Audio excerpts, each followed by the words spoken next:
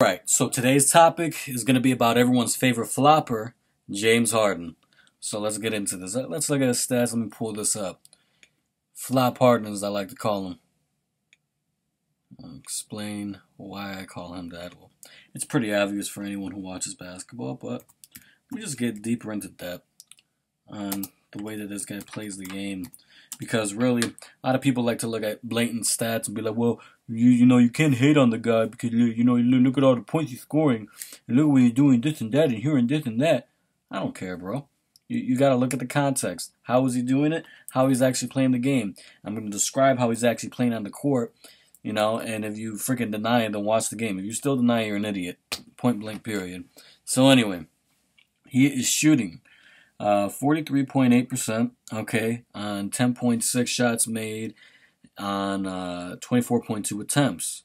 He's attempting 13.3 three-pointers, all right, and making 4.9 of them. That's 36.7%, which is a good percentage. But think of it this way. That is what? That's 8.4 shots that are threes that he misses that basically are wasted possessions. Yeah. Okay. Now here's the thing: is it's not bad to be a volume shooter or scorer. Kobe was, T-Mac in his prime was, even though he's overrated. But nothing wrong with being a volume scorer. However, I mean, when you waste possessions like James Harden does, it's ridiculous.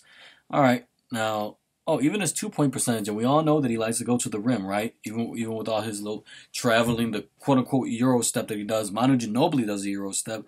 This dude takes like 5 steps, crashes into people, and does all this.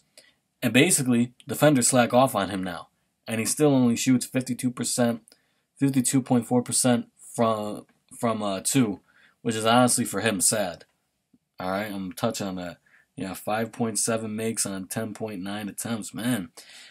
Who the hell attempts more threes than twos? I mean, I don't even know if Steph Curry does that. That's pretty stupid. Let's see. He attempts 11.9 free throws. So even with all that shooting that he already does from the field, he has 11.9 free throws. I wonder how many shots he actually puts up. Well, let's break that in half. So what? 6? That would be 6 more attempts. So basically 30 attempts a game, really. When you add the shots that he takes, before he gets fouled, okay? All right, and he makes 10.3 of them. And yeah, I know, well, he's still the leading scorer even if you take away free throws, so yada, yada, yada. Look, point being is this. The dude is a fake great player. Point blank, period. I do not care what anyone says. Call me a hater all you want. I have never seen a guy in the history of the NBA freaking be able to travel, push off, cherry pick for rebounds because he doesn't play defense. He literally just stands there by the rim and cherry picks rebounds. And he basically commits an offensive foul every time he goes to the rim. He runs into people and then nobody wants to guard him anymore. So nobody wants to guard him. They give him wide open layups. And then he misses a whole bunch of wide open threes. And then he's allowed to throw himself on the floor and give 3 free throws or get an and 1 3. It's so stupid. It is so obvious and stupid. I do not care what anyone thinks about this, man. There's a problem. There's a problem in the NBA. Reason being is this. How in the world is he going to influence people how to play like him? Like, if you were to see a kid play basketball for a school, do you really think they're going to let him play like James Harden? Let's be honest. Is he going to be allowed to take 4 to 5 steps like James Harden? Is he going to be allowed to throw himself on the floor after a 3-pointer and get a foul like James Harden? Is he going to be allowed to not play defense and stand by the rim like James Harden? He's a terrible player for an all-star. He's not necessarily a terrible player overall because he is a good shooter. He is a good passer. I will give him those 2 things. And then after that, finishing at the rim, he's honestly average. I know that he goes to the rim a lot, and they try to make him seem like he's a great finisher, but a lot of those are wide open freaking layups. And anytime someone actually contests his layups, he misses poorly sometimes. A lot of the time, he has a good floater too. I will give him that. That was the other thing I was going to think of, but defense is trash. He needs to push off just to get open. his handles are okay, but anytime you see real defense on him, he loses the ball easily, then they call a foul for him. And to be honest with you, the reason why I think that he gets so much favoritism is that the Houston Rockets just got a new owner, and he's a multi-billionaire. So he probably said, hey, I want to bring in some more people, regardless. So they probably made this dude into a fake great player. He is not even close to D-Wade, not even close to Kobe, not even on Drexler's level, which Clyde Drexler is honestly in conversation with being as good as D-Wade. I think they're neck and neck. I could do another video on that. I don't even think he's on the level of Reggie Miller.